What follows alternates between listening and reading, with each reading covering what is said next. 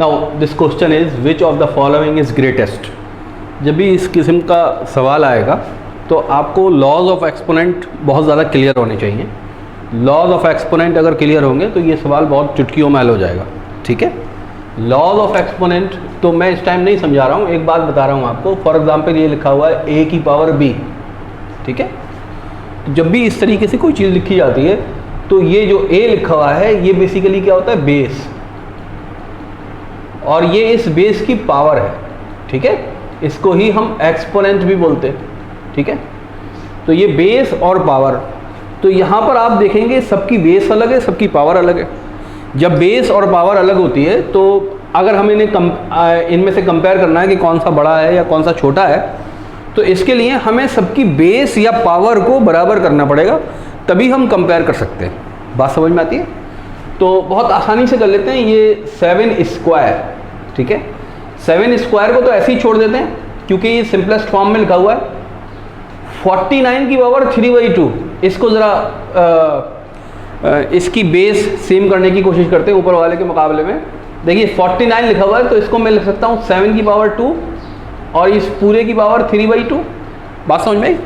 ये जो 7 की पावर 2 है जब ये ब्रैकेट के बाहर जाएगी तो ये 3/2 से मल्टीप्लाई हो जाएगी, तो इसका मतलब ये हो जाएगा 7 की पावर 3/2 से मल्टीप्लाई हो जाएगी तो 2 से कैंसिल हो जाएगा। तो देखिए यहाँ पर बेस 7 हो गई, यहाँ पावर 2 हो गई, यहाँ बेस 7 हो गई, यहाँ पावर 3 हो गई। तो ऑब्वियसली ये b is greater than a हो गया, लेकिन अभी दो को और कंपेयर करना है तो उनको और कंपेयर कर लेते हैं। ध्यान से देखिए इसकी पावर कैसी है, ये निगेटिव साइन के साथ है। बात समझ में? ऊपर 1 है, 1 की पावर नेगेटिव हो पॉजिटिव हो कोई फर्क नहीं पड़ता, वो 1 ही रहेगा। 343 को डिनोमिनेटर से न्यूमरेटर में अगर ले जाएं तो पावर कैसी हो जाएगी, पॉजिटिव हो जाएगी। क्या बात समझ में आती है?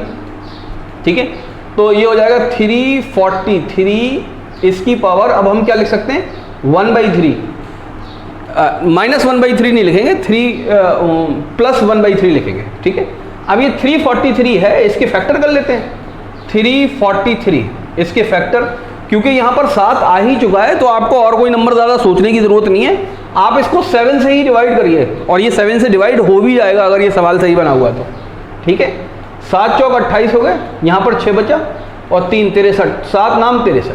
ठीक है, 7 और 7 49, तो 7 की पावर 3 आ गया, तो ये हो गया 7 की पावर 3 की पावर 1/3। ये 3 फिर बाहर आएगा ब्रैकेट से और मल्टीप्लाई हो जाएगा 1/3 से, तो ये बचेगा आपका 7 की पावर 1। ठीक है, 7 की पावर 2, 7 की पावर 3, 7 की पावर 1। बात समझ में आ रही है? तो अभी तक जो ग्रेटेस्ट है वो यही है, हमें इसको और चेक करना है, डी को। ओके, यहां पर पावर कैसी है, -1/4 है, तो ये कैसा हो जाना है बच्चों, ये हो जाना है 1/2401 की पावर 1/4। थोड़ी सी भी नॉलेज है तो आपके समझ में आ जाएगा। एक तो ये स्क्वायर रूट का स्क्वायर रूट है और डिनोमिनेटर जो है वो न्यूमरेटर से ज़्यादा है, तो यूनिटी से कम आ रहा है, यानी 7 से भी कम होगा, तो ऑब्वियसली ये सबसे छोटा होने वाला है। लेकिन इसको फिर भी हम आगे और कैलकुलेट कर लेते हैं, आगे और सिंप्लीफाई कर लेते हैं। ठीक है, यहाँ पर मिटा के इसके फैक्टर कर लेते हैं। 2401 के 2401, ये 7 से ही होना चाहिए, 7 या 21,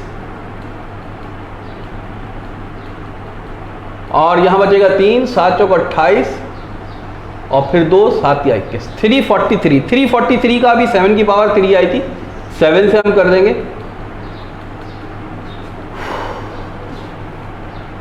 फिर यह 7, तो 7 की पावर कितनी आ गई बच्चों, 7 की पावर 4 आ गई, तो ये हो जाएगा 1/7 की पावर 4 की पावर 1/4, तो ये हो जाएगा 1/7 इज इक्वल टू 7 की पावर -1। क्या बात समझ में आती है? सबसे बड़ा कौन सा है यहाँ पर, 7 की पावर 3, हैंस 49 की पावर 3/2 इज ग्रेटेस्ट। बात समझ में आ गई? आंसर क्या हो जाएगा आपका, आंसर आपका बी हो जाएगा। ओके, नोट कर लीजिए इसको।